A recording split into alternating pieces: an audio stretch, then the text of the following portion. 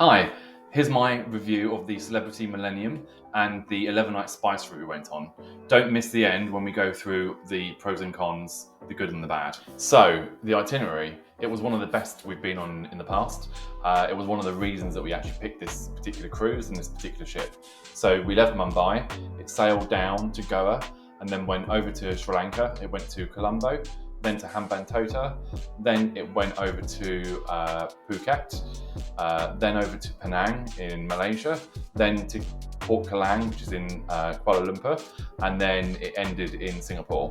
And all in all, we had 8 nights at port, 4 at sea. So the Celebrity Millennium, it's a Millennium class ship, which is the smallest class of ship with Celebrity. Now, one of the benefits of going on this class of ship is the itineraries. So we did it because of the itinerary that we were going on. So it goes to some more interesting and far-flung places. Some of the newer shiny ships tend to stay kind of ported around either the Mediterranean or around the Caribbean and sail in and out of Florida. This one, though, as I said before, with the itinerary, it was an interesting route. That's why we booked it. But the ship itself has been around since I think 2000, so it's 25 years old now, and it's been revolutionised, which means it's been refitted. So you can see from a cosmetic level, it looks very nice. You can see lots of nice communal areas. All the rooms have been redone, which is actually, I'd say, probably a bit of a benefit over Royal Caribbean, because one thing Royal Caribbean doesn't do with its amplification program is it doesn't refit all of the rooms. It keeps all of the furnishings how they were before. At least when I've been on the Voyager or we've been on the Freedom, the rooms are of a similar kind of decor to what they were before. Whereas with Celebrity, they've refit the whole thing. They've replaced everything in the rooms. So all the bedding's new, all of the wallpaper's new, and it's reflected in the ship. So from a cosmetic level, it's comfortable. From an infrastructure level, I would say that I think the ship is tired. The air conditioning didn't work properly across the ship, so it was very hot and humid everywhere. And again, we were on one of these Asian routes where it's quite humid anyway. So I think this is where the aircon really needs to be improved upon. And the plumbing was also a problem as well. There were lots of issues in our area of the ship, and we had ourselves issues with the toilets not working properly. And so we had room 8112, which was a concierge class veranda room. And I think it's quite similar to the veranda class. I think you get a couple extra benefits, but not ones that I think we noticed. But as you can see here, the space, it was a nice room. The furnishings are all modern and new. So we've got nice carpets. Everything's clearly been done recently. The bedding's new, the wallpaper and the furnishings in the room are modern and clean. And so here on your right side, you've got a fridge space with a cabinet above it, and we use that a lot to store just our everyday items. And then behind that, you've got a wardrobe which is behind the door. Again, plenty of space there. We stored our suitcases under the bed, as you do. The bathroom has like a nice marble effect, so again, very modern, very clean looking, and plenty of space for one person to use at a time. And then we've got a nice little balcony space as well outside with a couple of chairs on it. Our stateroom attendant was amazing, looked after us. They do a twice daily service, so one in the morning and then one in the evening for the turn down, which I think is probably where they differentiate between themselves and Royal Caribbean now, who I think still only do once a day. The room was great. The only criticisms I've got, again, more kind of infrastructure, are that the aircon doesn't work very well. It's not very cold, so even with the door shut on the balcony, it gets too stuffy and warm, particularly on really muggy days, particularly around places like Thailand and Malaysia and Singapore. And then also we had plumbing issues, which I alluded to before, which were an issue a number of occasions throughout our part of the ship.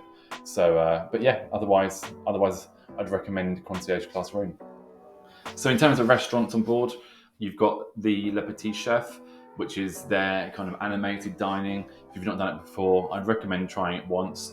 It's quite fun and playful. You have these set dining positions that you sit around, and you essentially have a video screen that projects down, and all this animated movement going on with these little cartoons around the plate, and then they quite cleverly, bring in the actual food when every cutscene kind of ends and then starts again. So it's a bit like a show, and it's fun.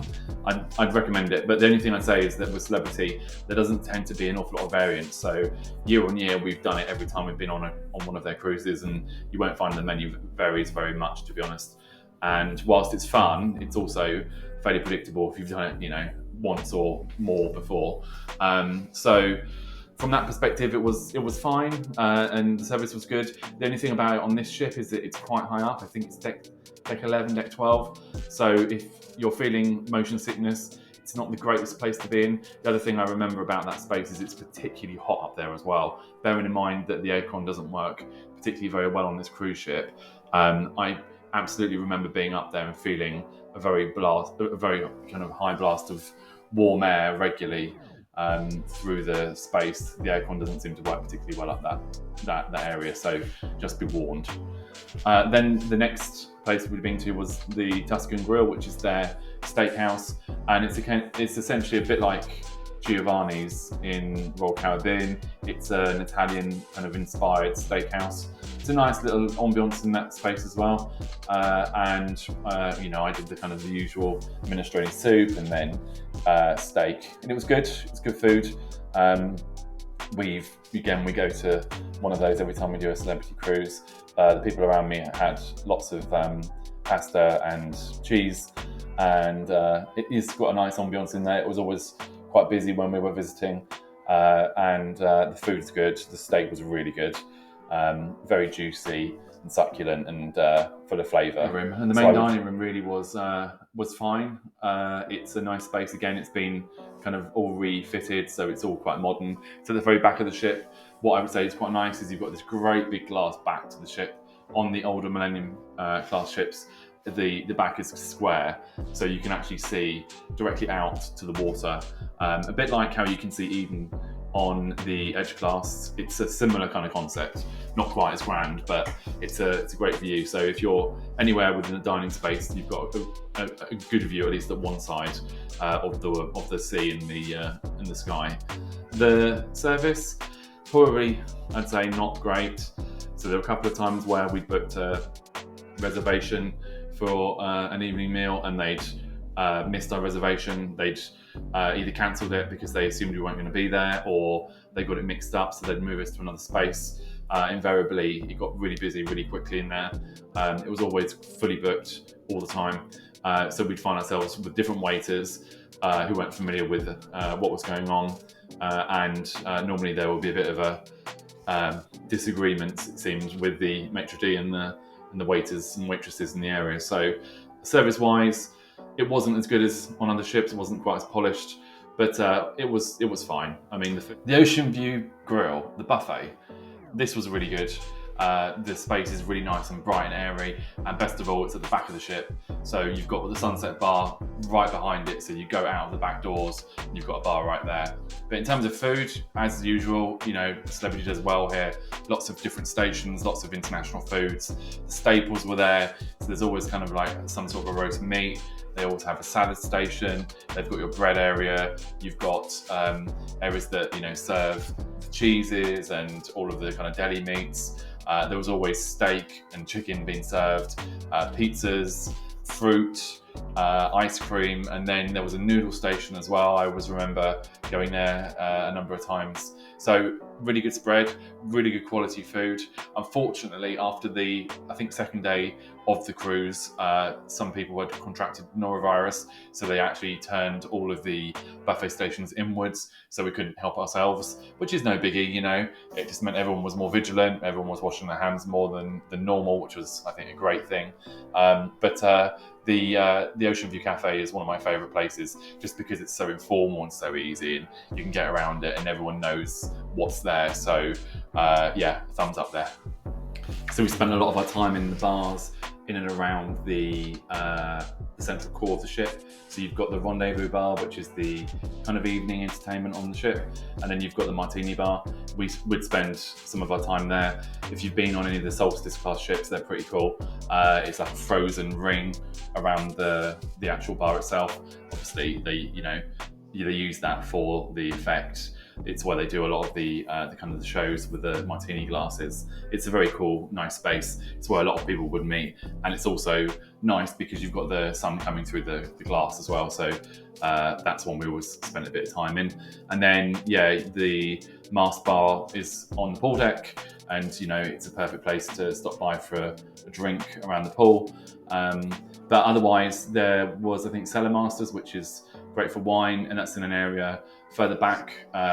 It's a nice space. We didn't spend much time in there. It's normally, particularly in the evenings, the lighting's dimmed quite a lot, so it feels quite dark. They've got normally someone playing like a cello or a violin, so it's very subdued and very calm and quiet in there.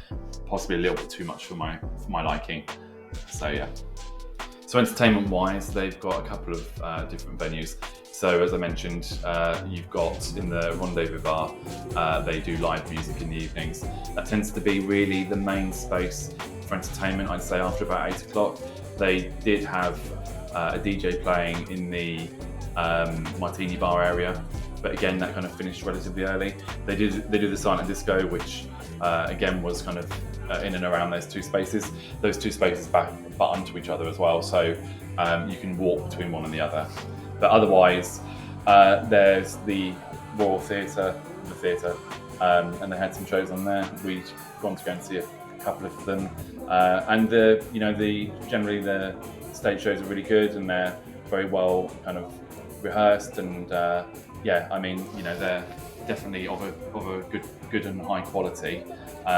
We didn't actually spend an awful lot of our evenings in them, but we did see a couple of the shows. So if you're there, I'd recommend going to see them. But generally, I'd say the good and the bad. So I'd say the good on this ship, Celebrity's service shines through here. This is where I think it differentiates itself with some of the other cruise lines that we've sailed with before. You can definitely see that they work hard and that they are trying their best to make sure that all of their guests are happy. So I'd say that that's one area where they excel. And I think on a ship like this, where you've got, I think, quite a large amount of crew, you can see how attentive they are. I'd also say that the itinerary was great. Definitely something that I think you would specifically choose this ship for is the itinerary. So it does a lot of Asian routes. I think it does some around Alaska as well. But the Asian routes are really interesting ports. And for us, there were places that we probably wouldn't have been to without actually, going on a cruise. Places in Sri Lanka, particularly, were places that we wanted to go for a long time, and it would work perfectly to be able to do them on a cruise. And I think also, kind of in terms of the whole service and itinerary together, some of the ports in India are really tricky when it comes to paperwork. Anyone that was on our cruise with us would have probably felt the same, in that there was reams of visas, stamps, and things you have to do at a lot of the ports, which Celebrity tried their best to navigate with us. A lot of it isn't in their control, but I think they did it pretty well there, generally, on that note. And then I'd say that the Revolution program, or the refit program that they've done on the ship, where they've refitted all of the space to make it look more like an edge class ship. Whilst the cosmetic side of it looks really good, I think it actually, from an infrastructure perspective, is showing where it's lacking quite a lot. I think a lot of the actual physical, the inside part where all the plumbing is and the wiring and whatnot isn't working particularly well. As I said, we had issues with plumbing, issues with the air conditioning. I think that the layout of the ship isn't particularly great either. I mean, I think it's a relatively small ship, so there's not much you can do with it, but there isn't very many demarcation points between each of the bars and the lounges. So a lot of places feel like they're either completely, melded in together with others, or they're so far removed that you don't actually feel like you're kind of even part of the ship. You feel like you're completely isolated. So it's a bit weird when it comes to that. And I'd say that this ship, whilst it's a lovely ship, I don't think I'd probably go on it again, just because it feels, to me, slightly too small for my liking. I mean, feel free to comment. You might love it, and who am I to tell you otherwise? But for me, I would want slightly more activity. And then I'd say the last negative for me is that the evening entertainment was just lacking as well. There just wasn't enough of it. It seemed to close up quite early. And whilst there were a couple of like silent disco nights, generally there wasn't an awful lot of that. Again, it ended too soon. In areas like some of the like vintages, for instance, they had music in there, but it was so soft and it was so dark in there that honestly, I think a couple of times that we were in there, it felt almost like an evening kind of turn down service. It was just too quiet, we needed a bit of life in there. So it was a lovely cruise, and I think it was the best way to experience those ports. But I think I'd probably choose another ship on the Itinerary, if I'm being honest. Thanks for watching, and if you like this video, please do subscribe and like.